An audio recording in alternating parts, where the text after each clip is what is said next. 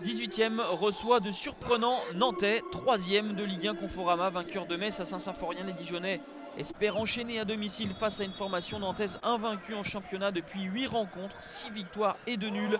Claudio Ranieri semble avoir apporté aux Canaris une solidité défensive et un réalisme à l'italienne qui permet donc au club d'occuper actuellement le podium. Une première depuis la deuxième journée de la saison 2005-2006.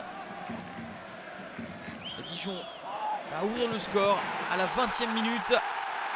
Le centre de Samaritano est repris par Julio Tavares qui trompe Tatarou Sanou. Le cap verdien qui était blessé durant les 4 derniers matchs de championnat revient ici en grâce. Et avec ce but devient le meilleur buteur de l'histoire de Dijon, dépassant l'Uruguayen Sébastien Ribas. Tentative de réaction des Nantais avec la tête de Diego Carlos à côté.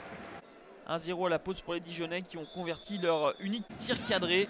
Les Nantais affichent moins de cohérence et de cohésion qu'à l'accoutumée. Au retour des vestiaires, Ranieri effectue 2 changements avec l'entrée d'El Ghanassi à la place de Thomasson et Salah à la place de Rongier. Et c'est justement El Ghanassi qui se procure une belle occasion. Le belgo-marocain s'infiltre dans la surface, mais ensuite le pointu n'est peut-être pas le geste juste à ce moment-là. La pression nantaise s'intensifie au fil des minutes. Les Dijonnais n'arrivent pas à sortir. Léo Dubois, le capitaine nantais, tente sa chance, mais ça passe à côté. Une nouvelle fois du but de Baptiste René. Beaucoup de maladresse des deux côtés. Un seul tir cadré dans toute la partie. Nantes essaye, pousse, sans réussite, avec René Krin, le Slovène, qui ne parvient pas à 2 mètres à trouver le cadre de Baptiste René. La dernière opportunité avec ce long ballon, la tête de Krin.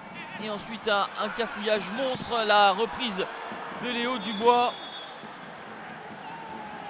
Ça ne veut pas, manque de réussite pour les Nantais. Celle qui a escorté leur succès lors des derniers matchs, elle n'est pas présente ce soir au stade Gaston Gérard. 1-0 pour Dijon qui signe son premier match sans encaisser de but. Une 2e victoire consécutive en championnat qui permet au DFCO de gagner 4 places et de remonter en 14e position. Nantes pour sa part chute pour la première fois depuis la mi-août et quitte le podium.